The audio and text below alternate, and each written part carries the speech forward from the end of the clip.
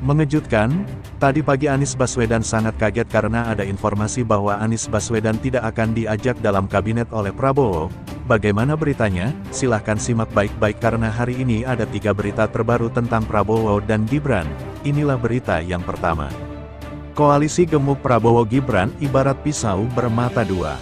Semakin gemuk atau banyaknya jajaran koalisi dari Presiden Wakil Presiden terpilih, Prabowo Subianto Gibran Rakabuming Raka dinilai bisa menjadi pisau bermata dua yang memberikan dampak positif atau justru negatif. Sistem ini di satu sisi menciptakan stabilitas pemerintahan, kata analis sosial politik, Karyono Wibowo. Karyono mengatakan, sistem merangkul partai-partai di luar koalisi yang menjadi lawan politik dalam kompetisi Pilpres dilakukan untuk mengatasi problematika presidensialisme di tengah sistem multipartai. Sebab, menurut Karyono, problematika sistem presidensial pada umumnya terjadi ketika dikombinasikan dengan sistem multipartai. Persoalan kerap muncul ketika terjadi fragmentasi dan polarisasi yang tinggi sehingga berdampak pada sikap politik di parlemen yang dapat mengganggu relasi lembaga eksekutif dengan legislatif, kata dia. Di sisi lain, koalisi pemerintahan yang dibentuk dari hasil kompromi ini bisa menyebabkan prinsip check and balance tidak berjalan maksimal. Hal ini pun juga bisa berdampak membuat pemerintahan berjalan tidak efektif dan efisien. Koalisi gemuk tak jarang menyebabkan pemerintahan tidak efektif dan tidak efisien. Apalagi jika prinsip dasar pembentukan kabinet pemerintahan sekadar dimaknai bagi-bagi kekuasaan, maka orientasi pembangunan nasional bisa bergeser menjadi sekadar pemenuhan kepentingan kelompok, ucap dia. Direktur Eksekutif Indonesia Public Institute ini berpandangan, partai oposisi masih sangat diperlukan untuk mengontrol jalannya pemerintahan, agar ada check and balance yang diharapkan meminimalisasi terjadinya penyimpangan kekuasaan, kata dia. Sejak awal pemilu, ada 9 partai yang mengusung Prabowo Gibran. 9 partai itu adalah Partai Gerindra, Partai Golkar, Partai Demokrat, PAN, PBB, PSI, Prima, Partai Gelora, dan Partai Garuda.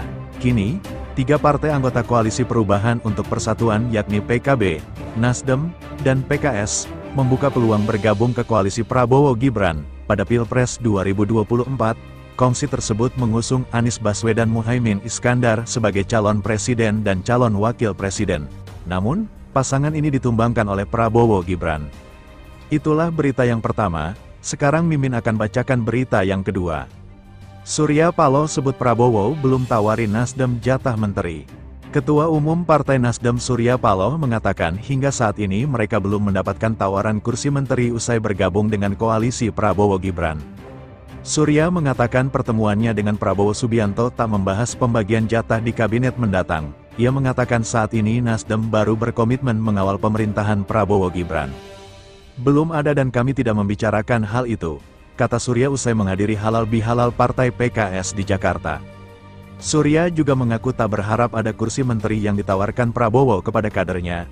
Memang kami menyadari, siapa kita, kata dia.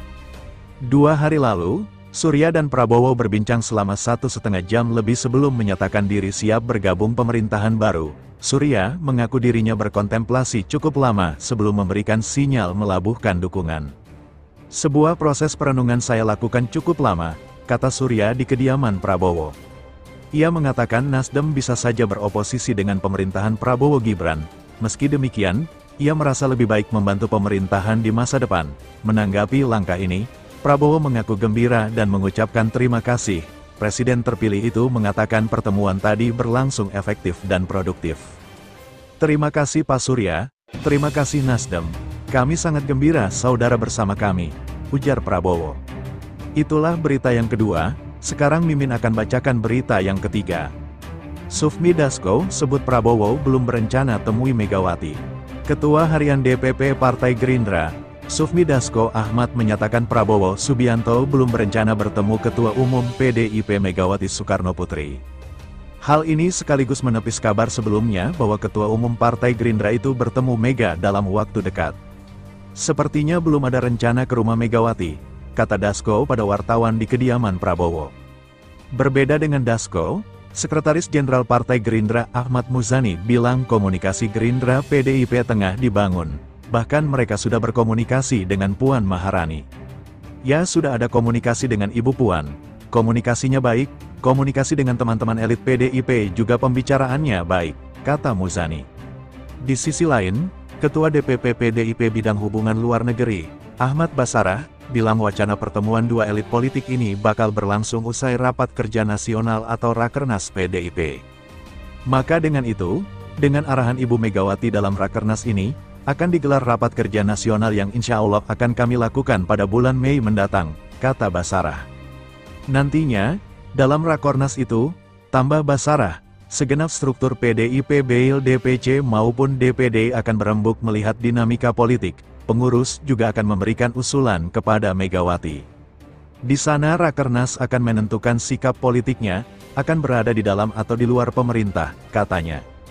Terkait kemungkinan pertemuan secara pribadi, Basarah masih belum bisa memastikan, kendati demikian, ia menegaskan Megawati adalah tokoh bangsa yang tahu posisinya, mana protokoler sebagai pribadi seorang warga negara Indonesia seperti beliau menuliskan di Amicus Curiae kemarin, kapan beliau sebagai seorang ibu, dan kapan beliau sebagai Presiden Republik Indonesia kelima, katanya. Berita selanjutnya, Golkar sambut gembira Nasdem dan PKB gabung Prabowo, tegaskan soal jatah Menteri Kewenangan Prabowo. Ketua DPP Partai Golkar, Bobi Adityo Rizaldi mengatakan partainya menyambut baik dukungan Nasdem dan PKB terhadap pasangan terpilih hasil Pilpres 2024, Prabowo Subianto Gibran Raka Buming Raka. Tentu kami menyambut gembira bergabungnya parpol-parpol lain dalam koalisi Prabowo Gibran, kata Bobi. Namun terkait kursi menteri, Bobi menegaskan itu adalah kewenangan Prabowo sebagai presiden terpilih. Soal formasi kabinet, itu adalah ditetapkan presiden terpilih dan mengenai hal tersebut di Koalisi Indonesia Maju akan dilakukan komunikasi-komunikasi politik tentunya, ujarnya. Karenanya, anggota Komisi 1 DPR ini menyebut Golkar mendukung apapun keputusan Prabowo. Jadi sekali lagi ini adalah domain presiden terpilih dan Golkar dukung, ucap Bobi. Saat ini, Nasdem dan PKB sebagai partai pengusung Anies Baswedan Muhaimin Iskandar sudah menyatakan dukungan ke pemerintahan Prabowo Gibran. Pada hari Kamis lalu Ketua Umum Partai Nasdem, Surya Paloh mendatangi rumah Prabowo di Kertanegara, Kebayoran, Jakarta Selatan. Paloh pun secara resmi mengumumkan mendukung pemerintahan Prabowo Gibran ke depannya. Nasdem hari ini menyatakan kembali menegaskan mendukung pemerintahan baru di bawah Prabowo Gibran, kata Paloh di lokasi. Paloh menjelaskan kontestasi demokrasi Pilpres 2024 sudah dinyatakan selesai. Dia bilang, tantangan bangsa dan negara juga nantinya akan semakin berat. Karena itu, Paloh menyatakan kekinian diperlukan adanya elit-elit bangsa yang bersatu dalam membangun Indonesia.